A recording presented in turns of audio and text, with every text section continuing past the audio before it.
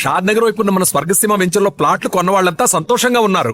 ఒక్కసారి విజిట్ చేయండి. Pawan sir was very busy, so Harishankar decided to start the shoot with me. He said, "sir मैं आपके साथ शुरू कर देता." वो पवन सर आ रहे हैं कहीं से. मैंने कहा चलो ठीक है मैं करता हूँ, मेरे पास है डेट्स. तो 10 डेज वो मेरे साथ शूट करता, सिर्फ मेरे सीन्स. ओके. हाँ, मेरा इंट्रोडक्शन सीन चल रहा, मिट्टी विट्टी लगा के मैं बैठा हूँ, वो सब हो रहा.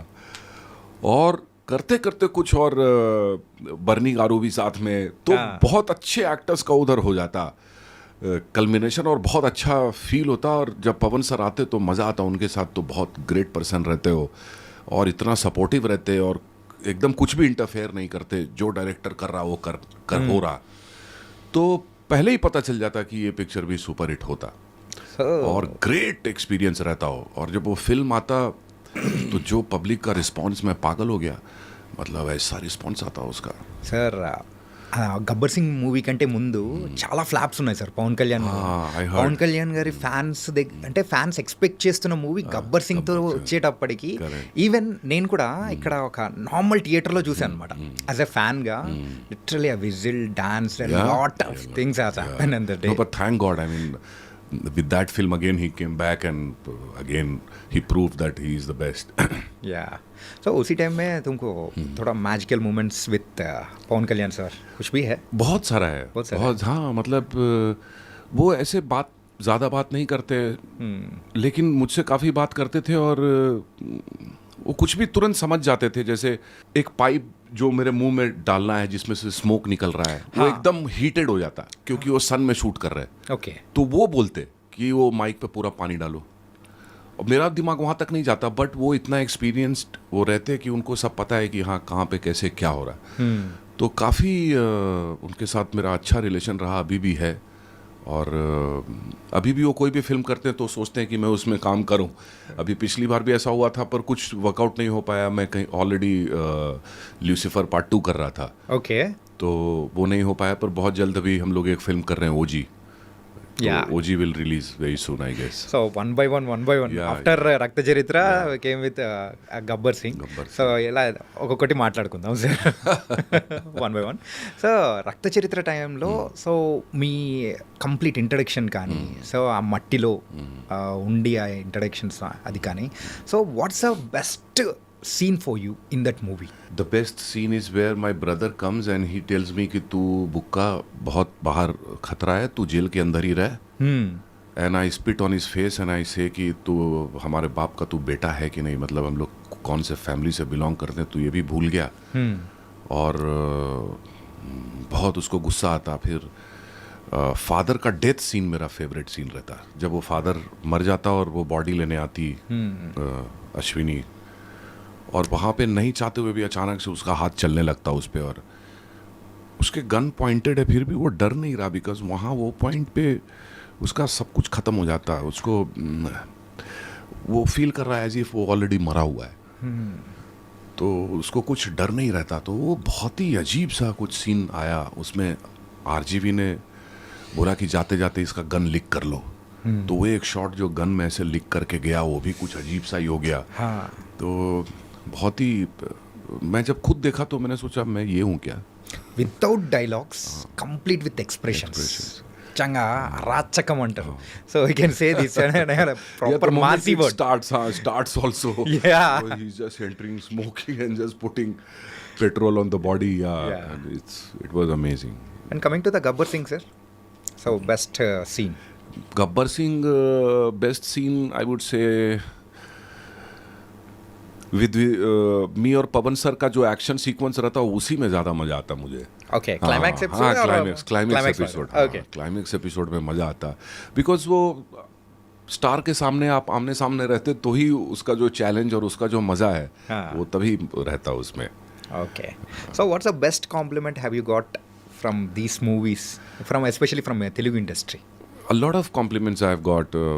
People say that sir, मतलब मैं यहाँ बाहर निकलता हूँ तो मुझे तेलुगु ऑडियंस इतना प्यार करती है कि आपको बिलीव नहीं होगा. मतलब लोग घेर लेते हैं, और सिद्धप्पा नायडू, बुक्का रेड्डी, हाँ, तो वो मुझे मेरे कैरेक्टर के नाम से बुलाते.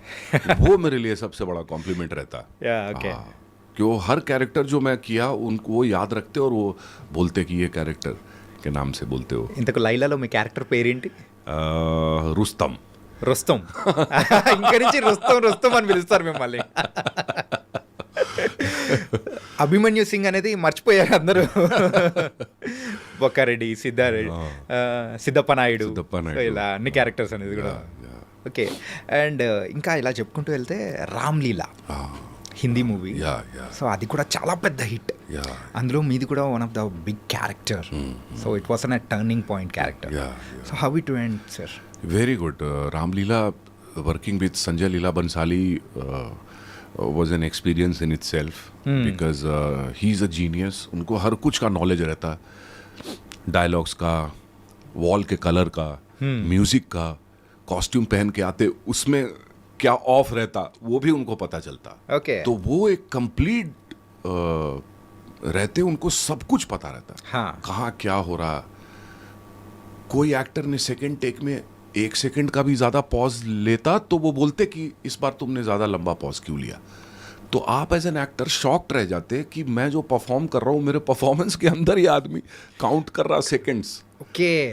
तो ये प्रिसीजन वो आदमी का रहता. फर्स्ट डे जब मैं जाता उधर तो मुझे कोई बोलता उनका असिस्टेंट आके कि अरे सर आपको डायलॉग याद होता क्या. मैंने कहा क्या हुआ, अभी तो डायलॉग मिला मुझे. क्यों ऐसे कर रहे हो भाई. आज बंसाली सर का मूड बहुत ऑफ रहता, वो मेरे को बोलता है. ओके. तो मैं उसको बहुत बुरा झाड़ता. मैंने कहा just get lost and never show me your face again. Bhansali sir का मूड ऑफ रहता है, ये तू मेरे को काय को आके बता रहा. What's the point? हाँ, व्हाट्स द पॉइंट. मतलब मेरे को तू नर्वस करना चाहता, क्या करना. खैर तो मैं उधर जाता, बंसाली सर कहते कि अपन रिहर्सल कर लेते. मैंने कहा सर सीधा टेक करते. और वो रॉ स्टॉक पे शूट कर रहे थे तभी रामलीला. तो शुरू होता है, 1-2 टेक होते, रीटेक होते. वो बोलते कि मैंने आपको बोला पहले रिहर्सल कर लो. Sir give me 2 minutes. उसके बाद मैं शुरू होता फटाफट 1 टेक में.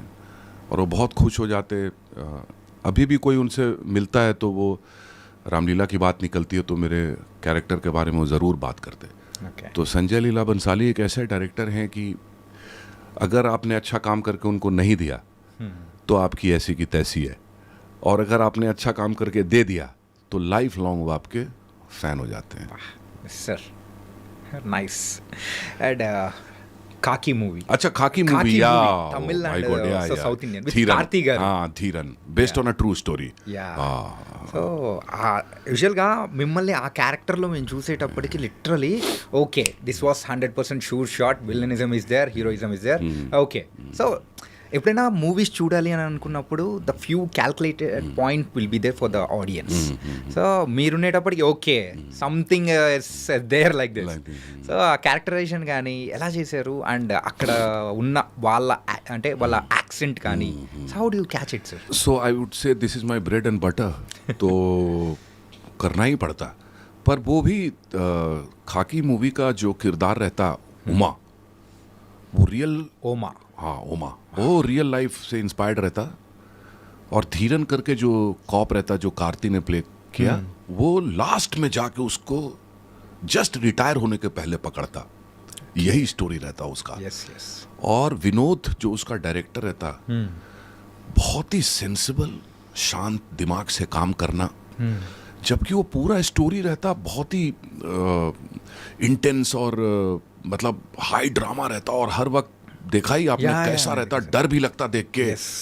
और वो डायरेक्टर एकदम शांत रहता, उसको पता रहता क्या करने का है. So complete contrast. हाँ, complete contrast which was so amazing to see. He would never lose his temper in the entire movie. एक बार वो शाउट भी नहीं करता. कितना भी बड़ा सीक्वेंस रहने दो. और बहुत हार्ड वर्किंग रहता वो. तो जिस तरह से वो मेरे को ड्रेस देता, जिस तरह का मेकअप करता, पूरा ब्लैक करता, दांत पे वो सब लगाता. और जब मैं अपना फेस देखता तो मेरे को मैं नहीं दिखता, ओमा दिखता. तो वहाँ पे मुझे लगता कि हाँ अभी मतलब the battle is one, half the battle is one. तो फर्स्ट डे वैसा रहता. फिर हॉर्स राइडिंग करना पड़ता. फिर वो सब काफ़ी टफ शूट रहता बिकॉज वो राजस्थान में पूरा धूल का आंधी चल रहा, रेत आंख में जा रहा, मुंह में जा रहा, कुछ भी बैठने का जगह नहीं. और उधर आपको करते रहना. तो एक्चुअली मैं एज एन एक्टर ये फील करता कि डायरेक्टर जितना पैशनेट रहता, डायरेक्टर जितना समझदार रहता, जितना स्ट्रांग रहता, उतना ही एक्टर उसी को फॉलो करता है, okay, because director is the captain of the ship. Obviously. और उसका जो कन्विक्शन रहता वही उसी पे मैं प्ले करता कि अच्छा डायरेक्टर क्या सोच रहा, क्या कर रहा। तो मेरे को लगता कि अगर अच्छा डायरेक्टर मुझे मिलता तो मेरे को बहुत अच्छा फील बहुत होता। अच्छा फील आ रहा है। ओके सर, उसी शूटिंग में एक गोस्ट विलेज में शूटिंग कर दिया ना, हाँ। सो नाइट एपिसोड हाँ, थोड़ा ज़्यादा डर हो गया। हाँ, सो उसी टाइम में कैसा किया सर? वो उसका भी एक बड़ा इंटरेस्टिंग किस्सा रहता, बिकॉज मेरे को कुछ मालूम नहीं रहता कि ये क्या है। ओके। पर मेरे को देख के ऐसा लगता कि कुछ बहुत ही वियर्ड चीज रहता, हाफ वॉल बने रहते। हाँ। ये हो तो मैं किसी से पूछता वहां पे जाके, वॉचमैन से, तो बोलता कि 500 ईयर्स कुछ इधर पे इंसिडेंट होता और रातों रात ये पूरा विलेज खाली हो जाता। खाली हो गया।